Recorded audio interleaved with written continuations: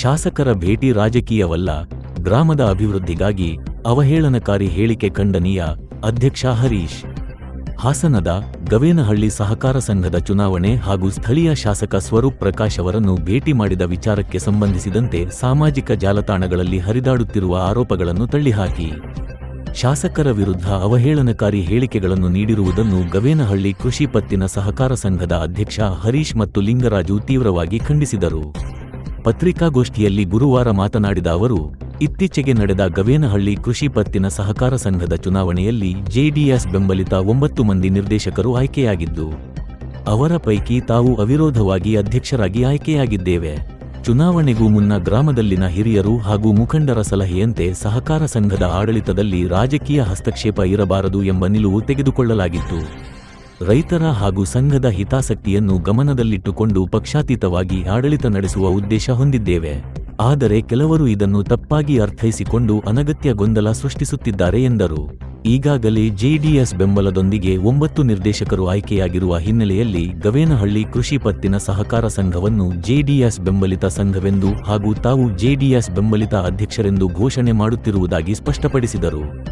ಒಟ್ಟು 11 ನಿರ್ದೇಶಕರಿರುವ ಸಂಘದಲ್ಲಿ ಎಲ್ಲರೂ ಗ್ರಾಮ ಹಾಗೂ ರೈತರ ಅಭಿವೃದ್ಧಿಯನ್ನು ಗುರಿಯಾಗಿಸಿಕೊಂಡು ಒಗ್ಗಟ್ಟಿನಿಂದ ಕಾರ್ಯನಿರ್ವಹಿಸುತ್ತಿದ್ದೇವೆ.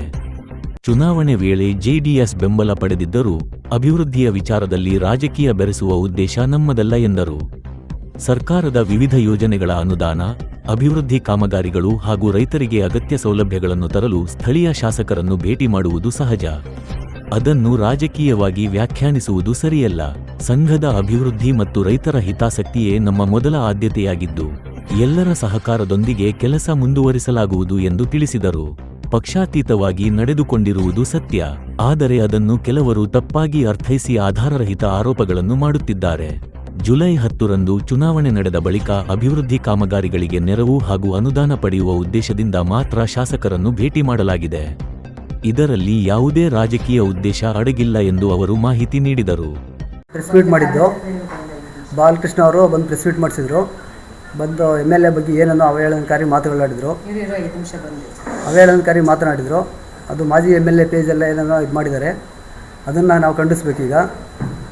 ಅವನು ಬಂದು ಪಕ್ಷದಿಂದ ಅಧ್ಯಕ್ಷ ಆಗಿರೋದಕ್ಕೆ ಬೇಡ ಅಂತೇಳಿ, ಊರಲ್ಲಿ ಪಕ್ಷದಿಂದ ಬೇಡ, ಅಣ್ಣ ತಮ್ಮದರಿಗೆಲ್ಲ ಒಟ್ಟಿಗೆ ಇರೋಣ, ಪಕ್ಷ ಬೇಡ ಅಂತ ಹೇಳ್ಬಿಟ್ಟು ಬಂದು ಮಾತಾಡಿ ಮತ್ತು ಇಲ್ಲದೆಲ್ಲ ಏನನ್ನೋ ಅವಹೇಳನಕಾರಿ ಹೇಳಿಕೆ ಕೊಟ್ಟಿದ್ದಾರೆ.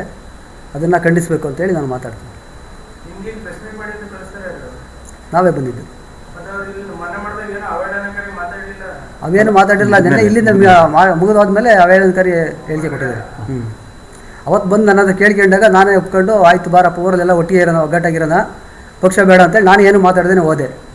ಹೋದ್ಮೇಲೆ ಇಲ್ಲಿಂದ ಏನೇನೋ ಇದು ಮಾಡಿದ್ದಾರೆ. ನಾವು ಇಲ್ಲೇ ಇದ್ದೀವಿ ಡೈರೆಕ್ಟರ್ಗಳು 10 ಜನ ಸೇರಿ ನನ್ನನ್ನು ಆಯ್ಕೆ ಮಾಡಿದ್ದಾರೆ. 11 ಜನ ನಿರ್ದೇಶಕರು. ಇನ್ನೇನಿಲ್ಲ. ಅವರು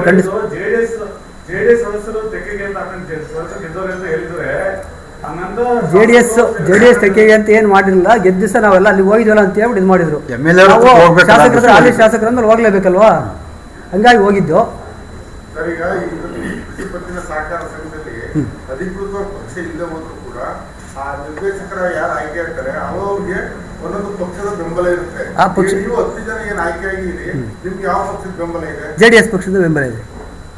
ಅವಿರೋಧವಾಗಿ ಜೆಡಿಎಸ್ ಇಂದ 11 ಜನ ಸೇರಿ ಆಯ್ಕೆ ಮಾಡಿದ್ರು. ಜೆಡಿಎಸ್ ಪಕ್ಷದಿಂದ ನಾನು ಆಯ್ಕೆ ಆಗಿರೋದು.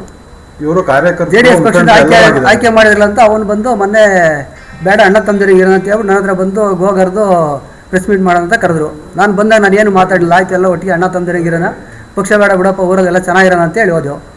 ಹೋದ್ಮೇಲೆ ಇಲ್ಲದೆಲ್ಲ ಏನೇನೋ ಇದು ಮಾಡಿದ್ದಾನೆ MLA ಬಗ್ಗೆ.